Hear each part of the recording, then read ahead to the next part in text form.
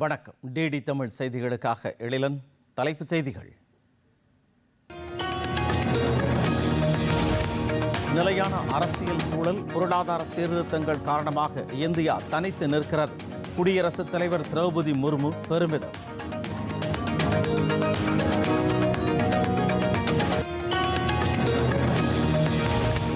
இன்று உத்தரப்பிரதேசம் செல்கிறார் பிரதமர் நரேந்திர மோடி. 3884 கோடி ரூபாய் மதிப்பிலான திட்டங்களை தொடங்கி வைத்து அடிக்கல் நாட்டுகிறார்.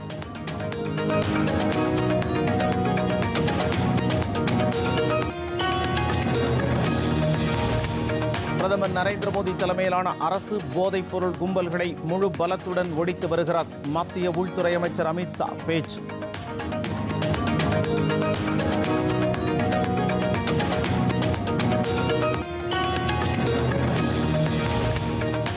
மும்பை தாக்குதல் வழக்கில் குற்றம் சாட்டப்பட்டுள்ள தஹாவூர் ராணாவுக்கு 18 நாள் NIA காவல். டெல்லி நீதிமன்றம் உத்தரவு.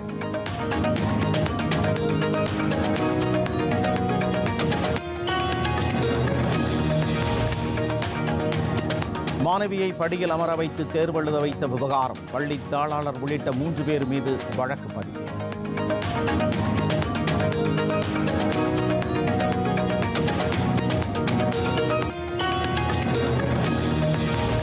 சென்னையில் ஆபரண தங்கத்தின் விலையில் அதிரடி உயர்வு. சவரன் 1480 ரூபாய் அதிகரித்தது.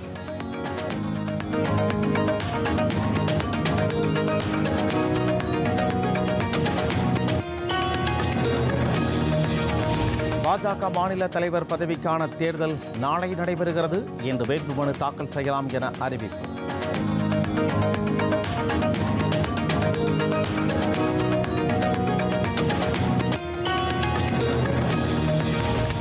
அமெரிக்காவின் நியூயார்க் நகரில் ஹெலிகாப்டர் விபத்து. 3 குழந்தைகள் உட்பட 6 பேர் உயிரிழப்பு.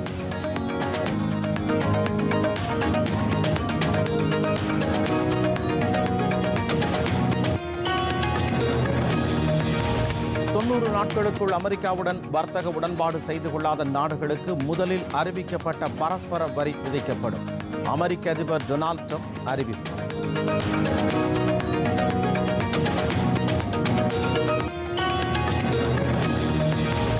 IPL T20 கிரிக்கெட் தொடர் இன்றிரவு நடைபெறவுள்ள ஆட்டத்தில் கொல்கத்தாவை எதிர்கொள்கிறது சென்னை.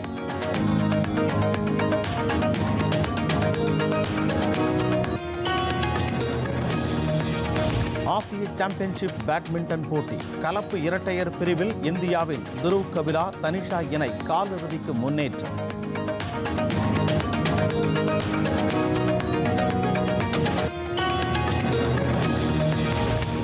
தமிழ்நாட்டில் 4 நாட்களுக்கு வெப்பம் அதிகரிக்கும். வானிலை ஆய்வு மையம் தகவல்.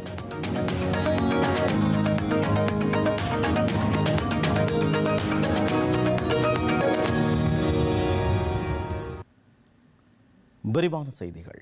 மனித குலத்தின் உண்மையான ஊழியரான மகாத்மா பூலேவின் பிறந்த நாளில் அவருக்கு மரியாதைக்குரிய அஞ்சலியை செலுத்துவதாக பிரதமர் நரேந்திர மோடி கூறியுள்ளார். இது தொடர்பாக அவர் விடுத்துள்ள சமூக ஊடக பதிவில், சமூகத்தின் சுரண்டப்பட்ட மற்றும் ஒடுக்கப்பட்ட பிரிவினரின் நலனுக்காக அவர் தனது வாழ்க்கையை அர்ப்பணித்ததாக கூறியுள்ளார். நாட்டிற்கு அவர் அளித்த விலைமதிப்பற்ற பங்களிப்பு ஒவ்வொரு தலைமுறையினருக்கும் தொடர்ந்து ஊக்கமளிக்கும் என்றும் பிரதமர் தெரிவித்துள்ளார்.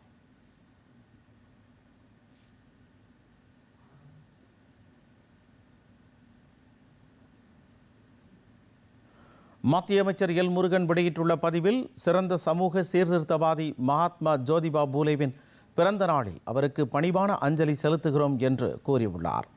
சாதி பாகுபாட்டிற்கு எதிரான அவரது இடைவிடாத போராட்டம், கல்வி மற்றும் பெண்கள் அதிகாரமளித்தல் மீதான அவரது அர்ப்பணிப்பு சமூக நீதியின் பாதையில் நம்மை தொடர்ந்து வழிநடத்துகிறது என அமைச்சர் எல் முருகன் தெரிவித்துள்ளார்.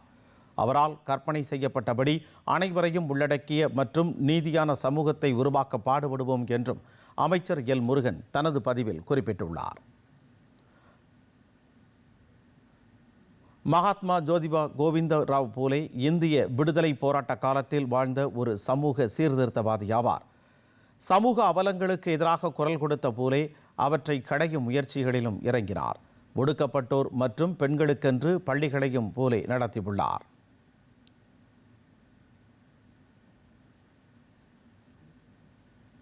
நிச்சயமற்ற இன்றைய உலகில் இந்தியா முன்னேற்றத்திற்கு ஒரு பிரகாசமான உதாரணமாக திகழ்வதாக குடியரசுத் தலைவர் திரௌபதி முர்மு கூறியுள்ளார்.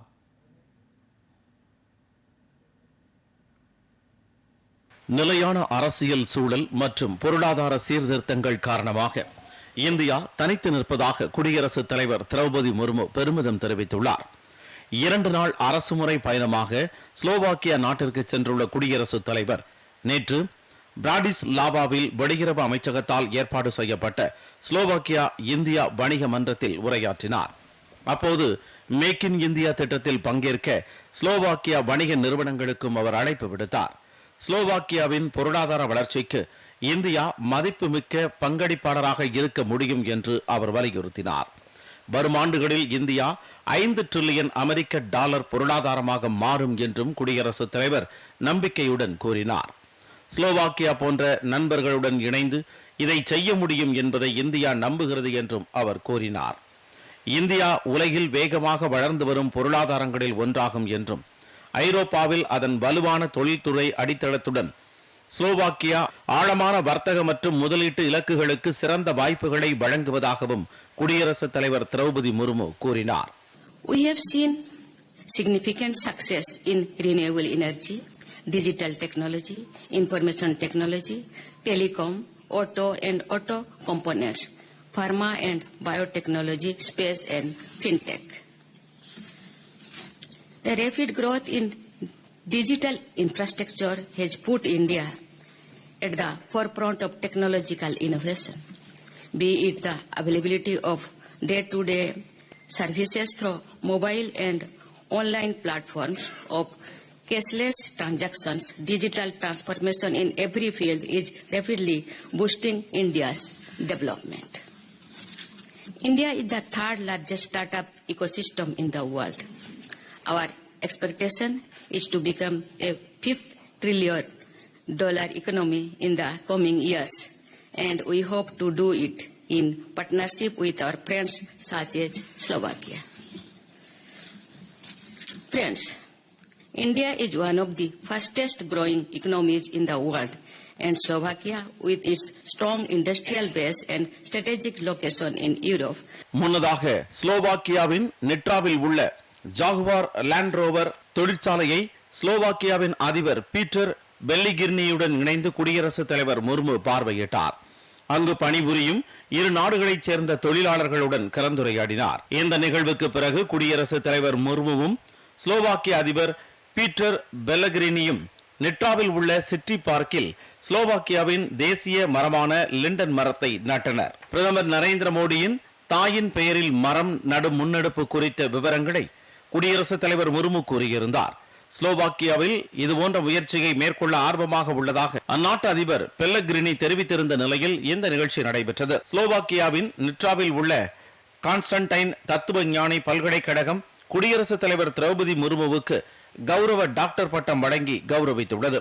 பொது சேவை மற்றும் நிர்வாகத்தில் அவரது சிறப்பான பணி, சமூக நீதி மற்றும் உள்ளடக்கத்திற்கான ஆதரவு, கல்வி, பெண்களுக்கு அதிகாரம் அளித்தல், கலாச்சார மற்றும் மொழியியல் பன்முகத்தன்மையை பாதுகாத்தல் மற்றும் மேம்படுத்துதல் ஆகியவற்றில் அவர் ஆற்றிய பங்களிப்பை அங்கீகரிக்கும் விதமாக இந்த கௌரவ டாக்டர் பட்டம் வழங்கப்பட்டுள்ளது. இந்த பயணத்தின் ஒரு பகுதியாக ஸ்லோவாக்கியாவின் தலைநகரில் நேற்று நடைபெற்ற நிகழ்ச்சியில் அங்குள்ள இந்திய சமூகத்தினரிடையே உரையாற்றிய குடியரசுத் தலைவர் திரௌபதி முர்மு இந்தியாவிற்கும் ஸ்லோவாக்கியாவிற்கும் இடையே வளர்ந்து வரும் கலாச்சார உறவுகளை எடுத்துரைத்தார்.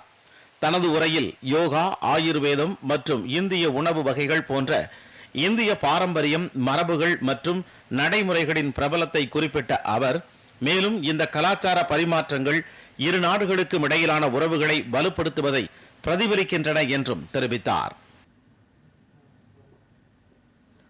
இன்று உத்தரப்பிரதேச மாநிலம் வாரணாசி செல்லும் பிரதமர் நரேந்திர மோடி மெக்திகஞ்சில் நடைபெறும் பொதுக்கூட்டத்தில் உரையாற்றுகிறார்.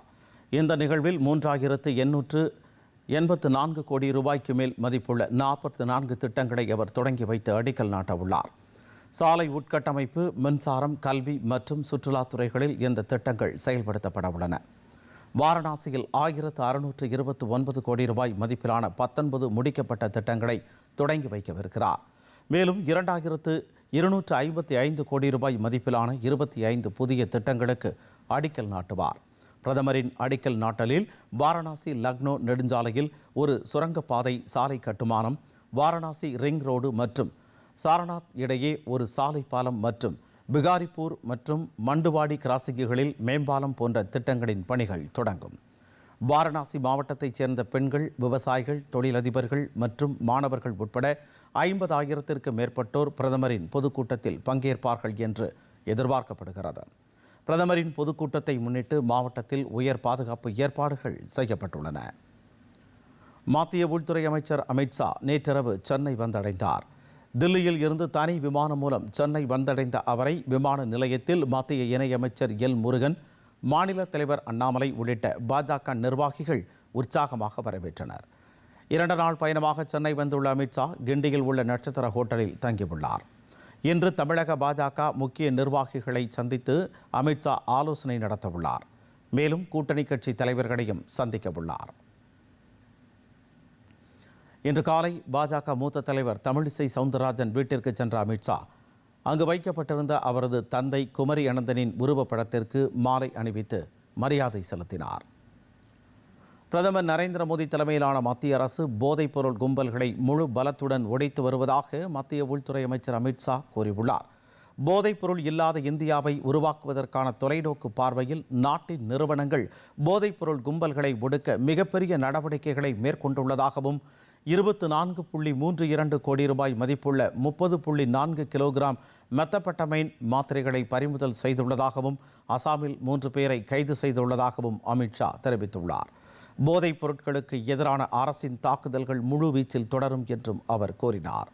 இந்த பெரிய நடவடிக்கைக்காக போதைப் பொருள் கட்டுப்பாட்டு பணியகம், அசாம் காவல்துறை மற்றும் CRPF ஆகியவற்றை உள்துறை அமைச்சர் அமித்ஷா பாராட்டினார். உலக நாடுகளுடனான தனது அணுகுமுறையில் மிகப்பெரிய அடிப்படை மாற்றத்தை அமெரிக்கா மேற்கொண்டுள்ளதாக வெளியுறவுத்துறை அமைச்சர் ஜெய்சங்கர் தெரிவித்துள்ளார். புதுதில்லியில் கார்னகி இந்தியாவின் உலகளாவிய தொழில்நுட்ப உச்சி மாநாட்டில் இன்று சிறப்பு விருந்தினராக வெளியுறவு அமைச்சர் ஜெய்சங்கர் பங்கேற்றார். அப்போது பேசிய அவர், ட்ரம்ப் தலைமையிலான புதிய அமெரிக்க அரசு உலகத்தின் மற்ற நாடுகளுடனான அமெரிக்காவின் அணுகுமுறையில் மிகப்பெரிய மாற்றத்தை ஏற்படுத்தி இருப்பதாகவும் அதனுடைய விளைவுகள் குறிப்பாக தொழில்நுட்பத் துறையில் அதிகமாக இருக்கும் என்றும் தெரிவித்தார். மேலும் சீனாவின் தொழில்நுட்ப வளர்ச்சியானது மேற்கண்ட அமெரிக்காவின் நடவடிக்கையின் பிரதிபலிப்பாகும் என்றும் ஜெய்சங்கர் கூறினார்.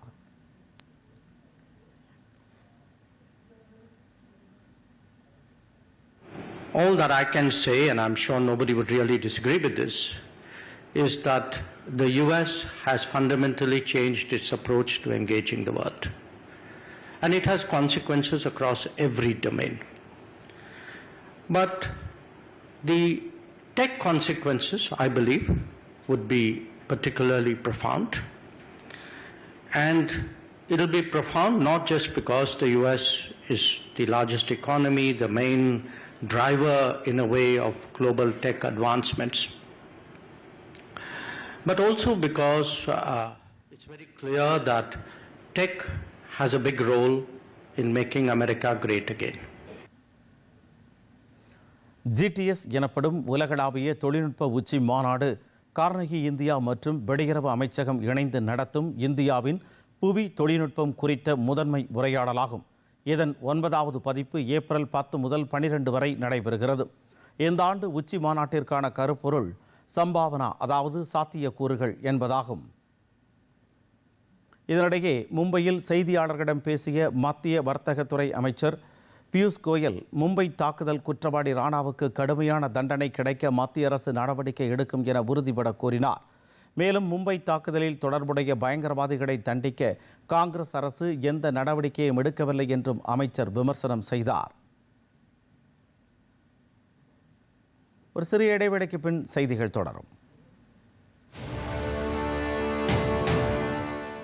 எனக்கு திடீர்னு அனௌன்ஸ் பண்ணுறதுக்கு முன்னாடி ஒரு 4 நாளைக்கு முன்னாடி தான் கட்சியிலேருந்து கூப்பிட்டு சொன்னாங்க, உங்களை நாங்கள் கேண்டிடேட்டாக செலக்ட் பண்ணியிருக்கோம், நீங்கள் என்ன நினைக்கிறீங்கன்னு. எனக்கு அதை பற்றி ஒரு ஐடியாவும் இல்லாதனால பேசிக்காக 5th ஸ்டாண்டர்ட் வரையிலும் தாய்மொழி கல்வியில் பயிலணும் அப்படிங்கிறது தான் கான்செப்ட். சரி, அதோட இன்னொரு லாங்குவேஜ் யாரும் ஹிந்தி படிக்க சொல்லலை. அது ஒரே தேர்தலாக இருக்கும்போது மக்களுக்கும் சரி அரசுக்கும் சரி ஃபைனான்ஷியலாக இருக்கிறது எல்லாத்துக்கும் இது நல்லது.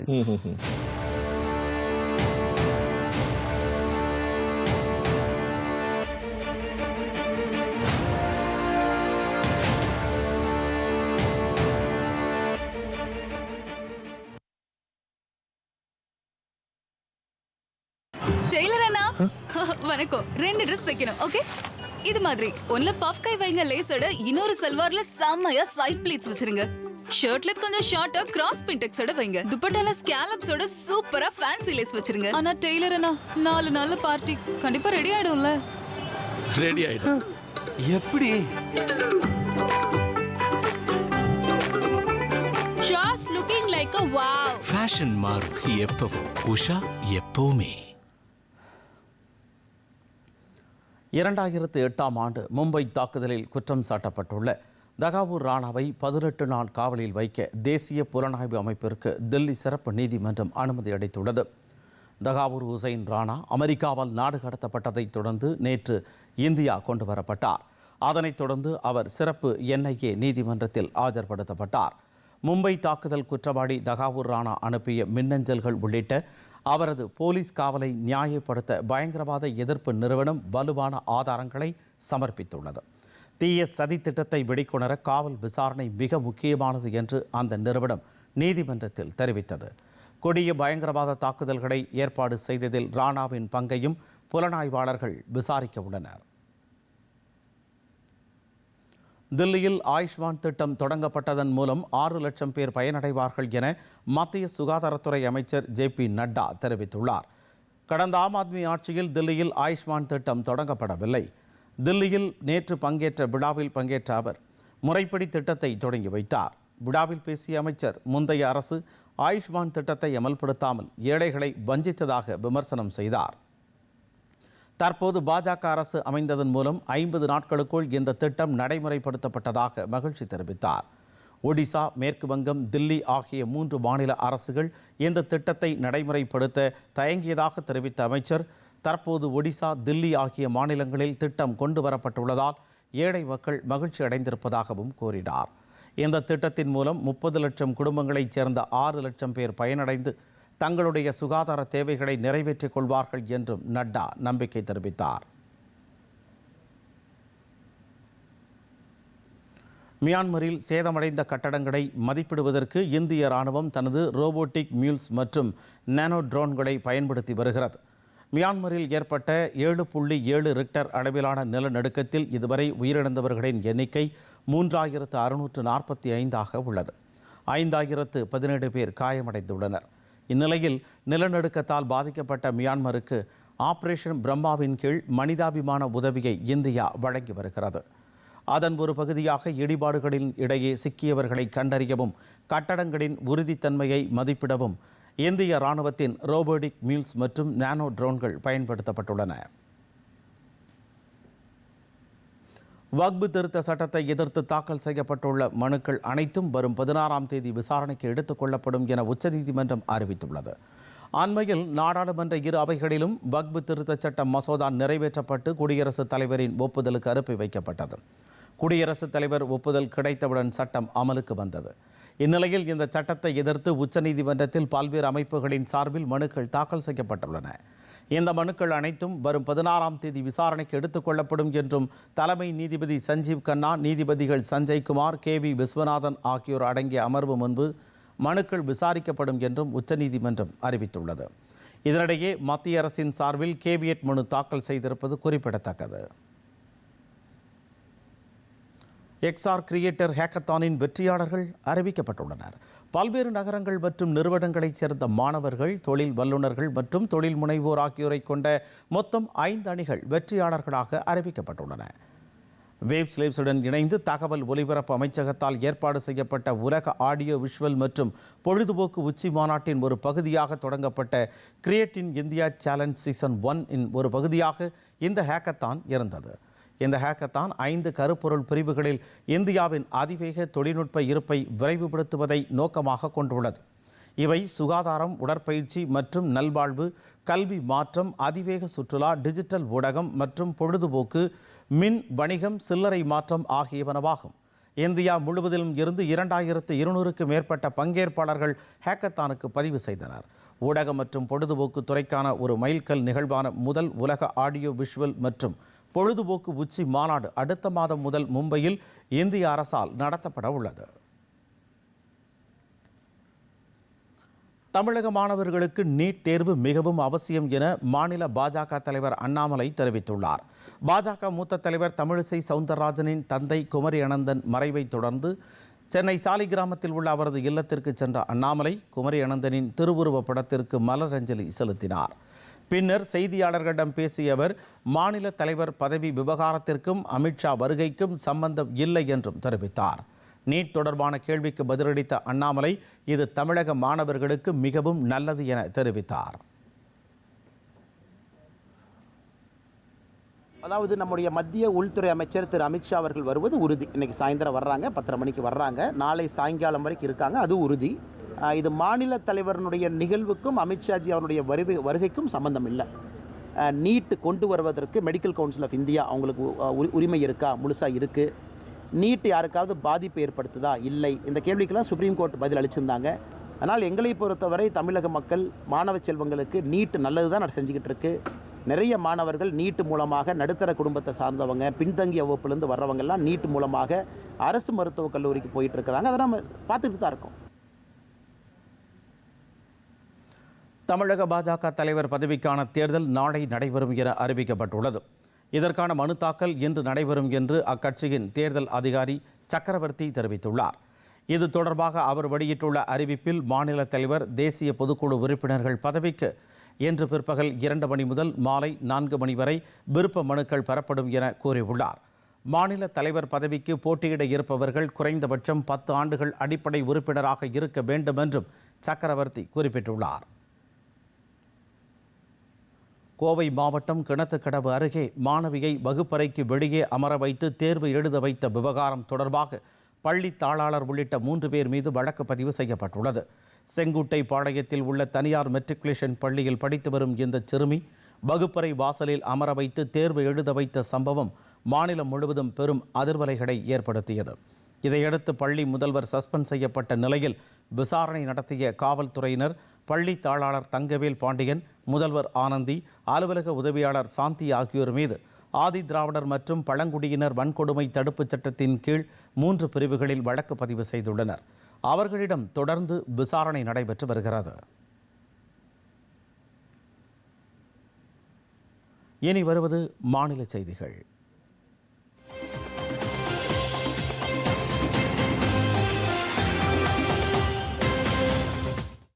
புற்றுநோயை ஆரம்ப நிலையில் கண்டறிந்தால் முழுமையாக குணப்படுத்த முடியும் என மாநில மருத்துவ மற்றும் மக்கள் நல்வாழ்வுத்துறை அமைச்சர் மா சுப்பிரமணியன் கூறியுள்ளார். கன்னியாகுமரி மாவட்டம் ஆசாரிப்பள்ளம் அரசு மருத்துவக் கல்லூரி மருத்துவமனையில் 40 கோடி ரூபாய் செலவில் கட்டப்பட்டுள்ள புதிய கட்டடங்கள் மற்றும் கட்டண படுக்கை பிரிவை அமைச்சர் திறந்து வைத்தார். பின்னர் செய்தியாளர்களிடம் பேசிய அவர், கன்னியாகுமரி மாவட்டம் புற்றுநோய் பரிசோதனையை 100% செய்து கொண்டவர்கள் என்ற பெருமையை பெற்றிருப்பதாக கூறினார். ஆரம்ப நிலையிலேயே இந்த நோயை கண்டறிந்தால் முழுமையாக குணப்படுத்த முடியும் என்பதால் சோதனை செய்ய யாரும் அஞ்ச வேண்டாம் என வலியுறுத்தினார்.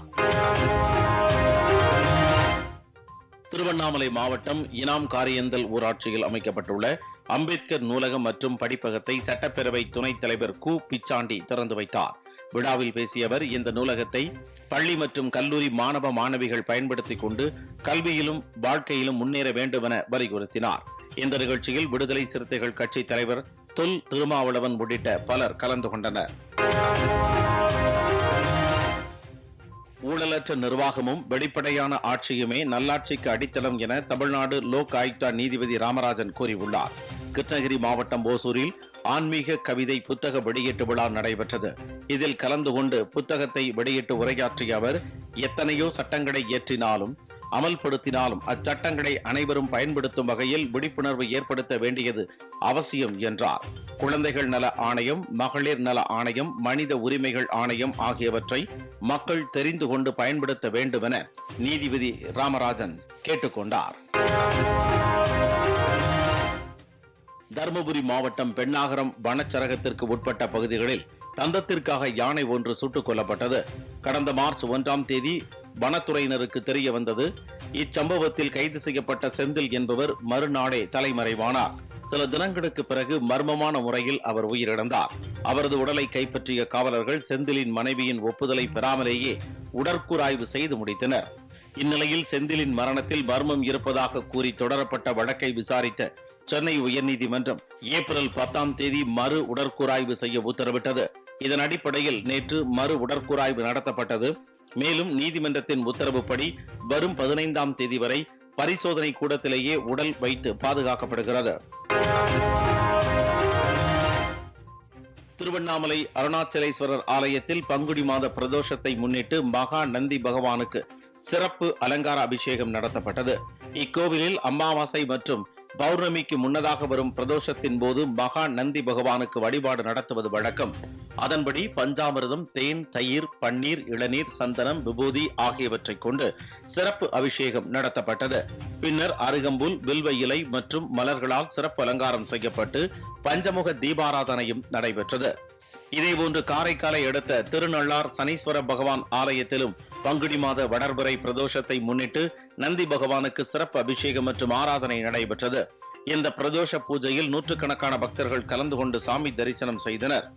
கரூர் கல்யாண பசுபதீஸ்வரர் ஆலயத்தில் பங்குனி மாத பிரதோஷத்தையொட்டி நந்தி பகவானுக்கு வாசனை திரவியங்களால் சிறப்பு அபிஷேகம் நடைபெற்றது. பின்னர் நந்தி பகவானுக்கு பட்டாடை உடுத்தி வண்ண மாலைகள் அணிவித்து வெள்ளி கவசம் சாத்தப்பட்டது.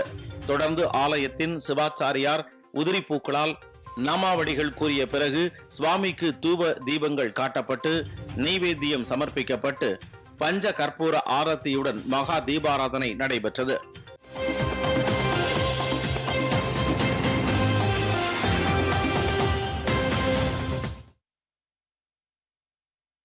டெய்லர் அண்ணா வணக்கம். 2 ட்ரெஸ் தைக்கணும். ஓகே, இது மாதிரி ஒன்ல பஃப் கை வைங்க லேஸோட இன்னொரு சல்வார்ல செம்மையா சைட் ப்ளீட்ஸ் வச்சிருங்க.